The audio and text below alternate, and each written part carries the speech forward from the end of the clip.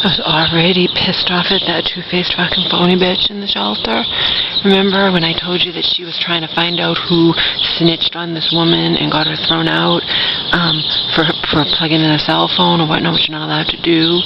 And she asked me, did you snitch on so-and-so? I didn't even know who so-and-so was, right? I found out yesterday just by accident because I mentioned that to somebody who wanted to know what had happened, what had happened Friday night, and she had only gotten her side and she was like, I want your side. I'm like, she's going to end up walking in the bathroom when I'm telling you, and that's exactly what happened. And then she went off saying whatever, I'm sure, but I found out she went around telling, this is the woman who I showed pictures of me and my mom and Omar. This is the woman I told about Marion. I didn't tell her, details about my mother, but still, two-faced fucking phony bitch, just like Marion. I found out that she went around telling everybody that I was the one who snitched on that woman. I didn't even know who that woman was. I don't snitch on anybody unless you hurt me.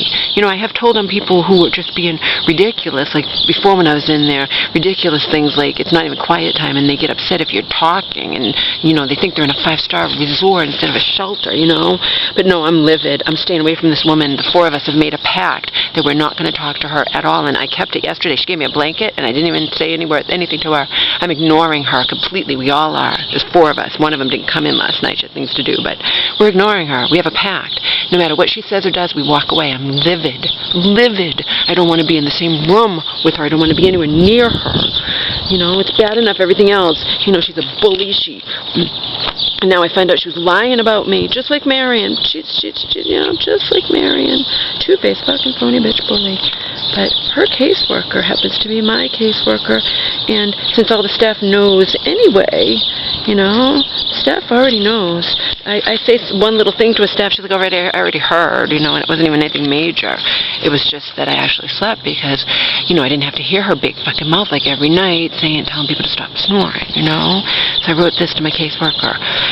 This woman, her name is a phony, two-faced bitch, bully, just like Marion. Just like Marion. Just like Marion. Okay? Wrote it to her. She'll get it whenever she comes in, okay?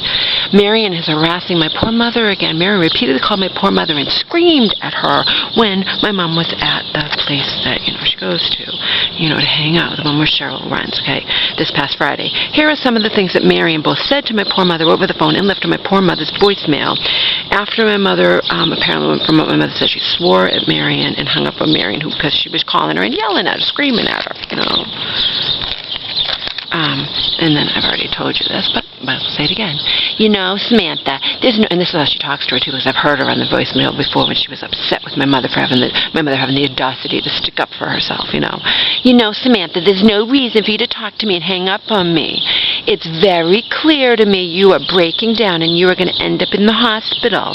And then this good one, I starred this one for my caseworker.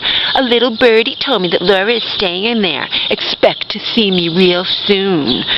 Bully, and then I wrote bully, bitch, just like the woman in the shelter. Her name, let's say her name is Agnes, just like Agnes. You know what? But it's child's play to me. I was in an abusive fucking relationship for 11 years. So what the woman in the shelter is doing is child's play to me, but I'm fed up with her, so we're not even talking to her. She crossed the line. Even if she called me an idiot, she just thinks she runs the place, does this, that, whatever. You ignore her, you say, okay, she has problems. Yeah, we all have problems in there, but you know what? You can always say, because people say, well, yeah, she has problems. You can say that about serial killers. They have tons of problems. They were abused as kids. I don't care. You're mean. You're a bully. I don't want any fucking thing to do with you, period.